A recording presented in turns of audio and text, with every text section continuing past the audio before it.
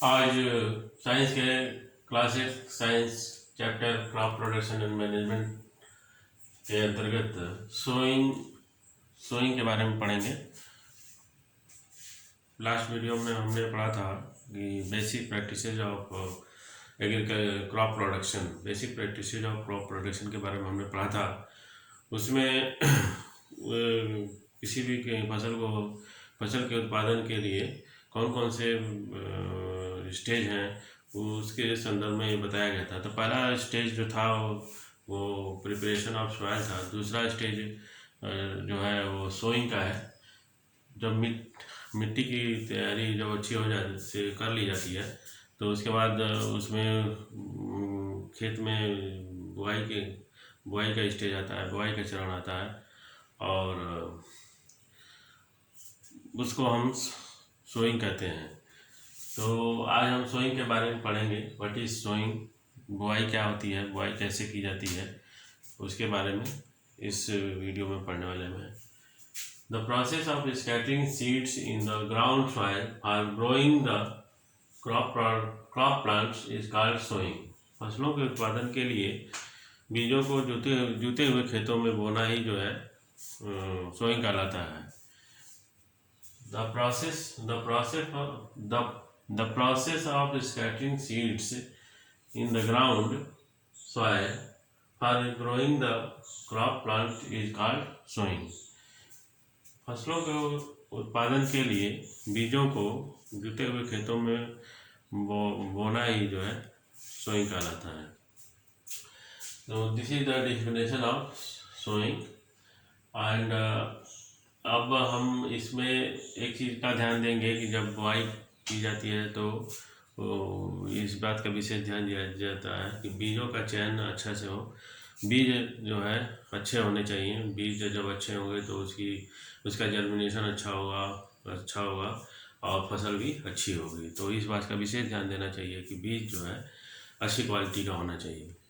उसके बाद आता है कि मेथड्स ऑफ सोइंग, बुआई के कौन कौन से तरीके हैं।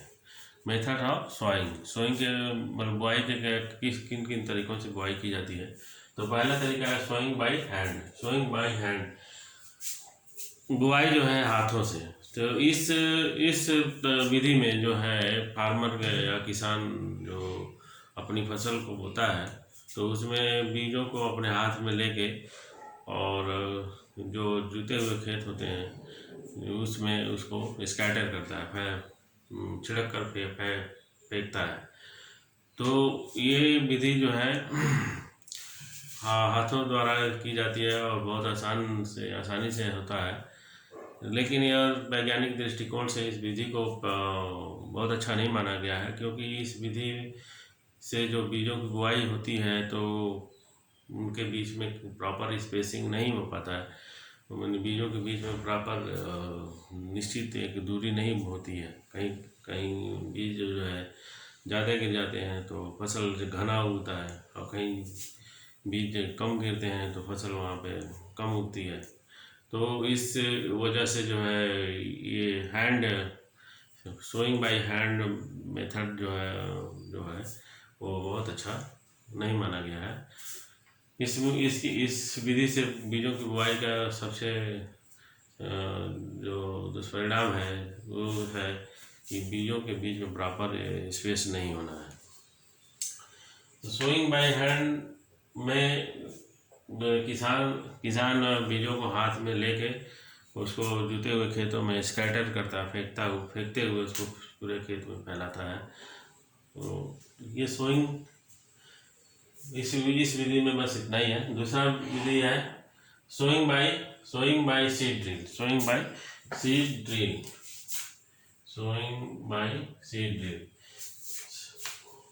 बुआई जो है सीड ड्रिल के द्वारा। सीड ड्रिल एक ऐसा यंत्र है जो ट्रैक्टर द्वारा चालित यंत्र है।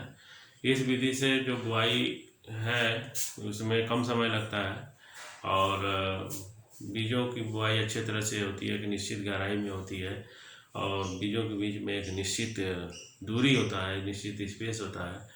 तो यह विधि जो है चाहे वैज्ञानिक दृष्टिकोण से इस विधि को उचित माना गया है, सही माना गया है और तो सोइंग के लिए जो यंत्र है एक प्रकार का, वो सीड ड्रिल एक यंत्र है। इसके माध्यम से इसका स्ट्रक्चर आप यहाँ पे देख सकते हैं कि इसमें एक जो जो सीड ड्रिल का जो स्ट्रक्चर है उसमें ऊपर प्लाऊ के ऊपर एक टब जैसा फनल यानी टब जैसा आकार का बना होता है। इसमें जो है खाद और बीज मिलाकर इसी में रख दिया जाता है और इसमें इस स्टब से पतली पतली जो है पतली पतली पाइप निकली रहती हैं।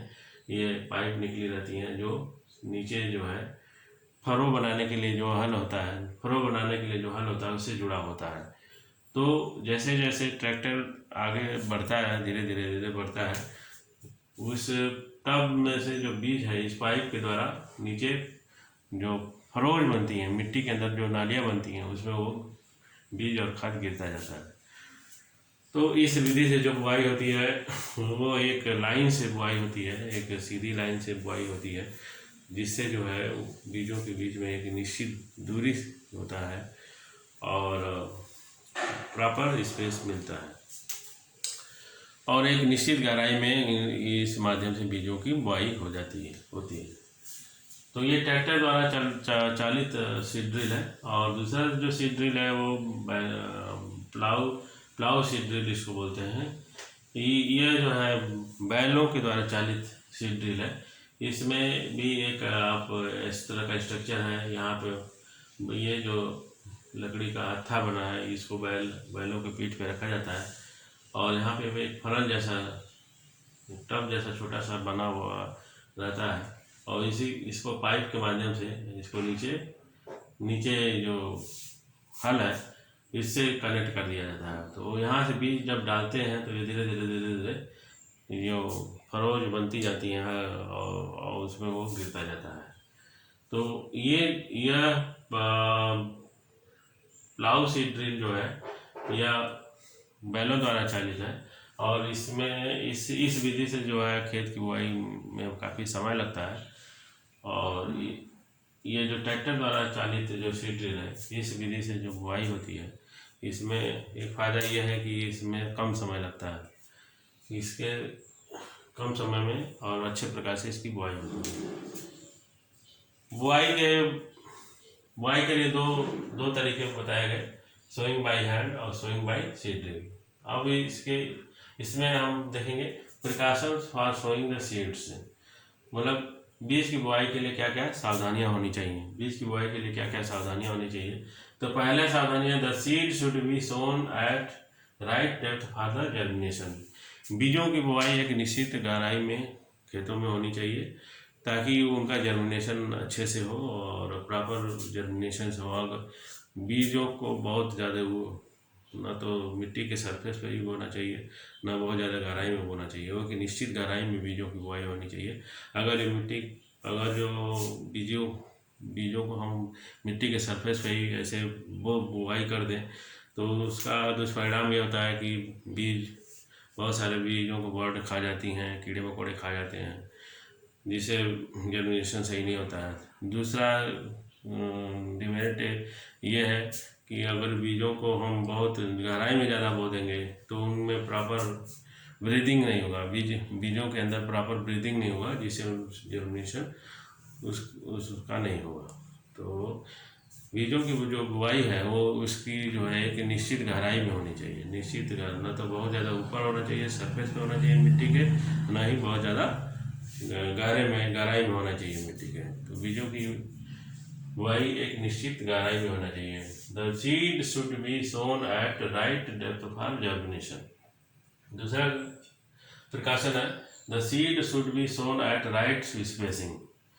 The seed should be sown at right spacing. बीजों की बुआई जो है वो एक निश्चित दूरी में होनी चाहिए, अर्थात बीजों की बुआई करते समय इस बात का विशेष ध्यान देना चाहिए कि उन जो बुआई हो रही है वो उनके बीच की जो दूरी है, जो एक बीज से दूसरे बीज की जो दूरी हो एक निश्चित दूरी होनी चाहिए ताकि उनमें प्रॉपर ऑक्सीजन, प्रॉपर पोषक तत्व और जो पानी हो ये आसान ठीक प्रकार से प्राप्त हो और उनका जर्मिनेशन ठीक प्रकार से हो। तो प्राप्त जब बीजों के बीच में अच्छी दूरी होगी तो उनका विकास भी अच्छे से होगा, क्योंकि उस कंडीशन में ये होता है कि उनको हवा, पानी और पोषक जो तत्व जो मिट्टी से वो लेते हैं वो अच्छे प्रकार से प्राप्त होता है। अगर जो बीज बहुत ज़्यादा घने हो जाएं तो उन्हें प्रॉपर फूड नहीं प्राप्त हो पाता है और उनमें उनका विकास अच्छे से नहीं होता है, फसल जो है खराब हो जाती है। तो बीजों की बुआई करते समय इस बात का विशेष ध्यान देना चाहिए कि एक बीज से दूसरे बीज के बीच की दूरी एक निश्चित दूरी होनी चाहिए, अर्थात न तो बहुत ज़्यादा बीजों के गैप होना चाहिए, न ही बहुत ज़्यादा घना होना चाहिए। द सीड शुड बी, दूसरा जो है the seed should be sown at right spacing. तीसरा जो सावधानी है, the seed should be not sown in dry soil. बीज के जर्मिनेशन के लिए एक मॉइस्चर की ज़रूरत होती है, तो इसलिए बीजों की बुआई जो है ड्राई सॉइल में नहीं होना चाहिए, क्योंकि ड्राई सॉइल में बीजों की बुआई करने से उनमें जर्मिनेशन नहीं होगा। क्योंकि बीजों के जर्मिनेशन के लिए मॉइस्चर का होना बहुत ज़रूरी है। चौथा जो सावधानी है, the seed should be not sown in highly wet soil. The seed should be not sown in highly wet soil. बीजों को बहुत ज़्यादा गीली मिट्टी में भी बुआई नहीं करनी चाहिए। जो रबी सीजन के जो बीज होते हैं उनकी बुआई जो है बहुत ज़्यादा गीली मिट्टी में नहीं होना चाहिए। हालांकि धान की बुआई जब हो जाती है तो धान की जो फसल है वो खरीफ की फसल है, तो धान की फसल जो है गीली मिट्टी में की जाती है। लेकिन जो रबी की फसल होती है, जैसे गेहूँ है, चना है, मक्का है, सरसों है, ये सब तमाम जो फसलें हैं इनको हम रबी की सीजन की फसल बोलते हैं और उनकी बुआई जो है खेतों में सीड ड्रिल के माध्यम से या स्कैटर्ड विधि से बुआई करते हैं। और इस बात का विशेष ध्यान दिया जाता है कि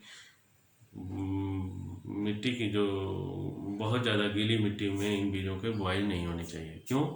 बहुत ज़्यादा गीली मिट्टी में बुआई जब हम इन बीजों का करते हैं तो उन बीजों के ऊपर एक पपड़ी जैसा लेयर बन जाता है, जिससे वो उनकी ब्रीदिंग जो है, बीजों की ब्रीदिंग जो है रुक जाती है और बीज सड़ के खराब हो जाते हैं और वहाँ पे जर्मिनेशन नहीं होता है। तो बहुत ज़्यादा गीली मिट्टी में भी बीजों की बुआई नहीं होनी चाहिए। तो दिस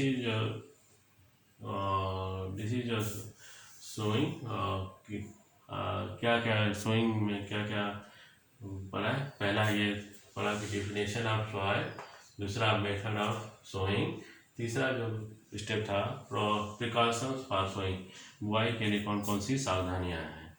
तो इसमें हम एक चीज़ का क्वेश्चन आ सकता है कि what is the precautions of seed sowing. तो we can write these 4 points. अगर यह प्रश्न आता है कि बुआई के लिए कौन कौन सी सावधानियां होनी चाहिए, तो हम इन 4 पॉइंट को हम लिख सकते हैं। पहला, the seed should be sown at right depth for germination. दूसरा, the seed should be sown at right spacing. चौथा, the seed should be not sown in dry soil. और चौथा लास्ट है, the seed should be not sown in highly wet soil. इसके अलावा अगर इस heading के अंतर्गत वह भी प्रश्न आ सकता है कि बुआई के लिए कौन कौन से यंत्र का प्रयोग किया जाता है। तो बुआई के लिए, सोइंग के लिए कौन कौन से यंत्रों का प्रयोग किया जाता है, तो इसके अंतर्गत हम एक सीड ड्रिल को कह सकते हैं। सीड ड्रिल जो है बुआई के काम आता है। और दूसरा है प्लाउ सीड ड्रिल। ये 2 यंत्र ऐसे हैं जो सोइंग के काम आते हैं, बीजों की बुआई के काम आते हैं। This is sowing, that's all.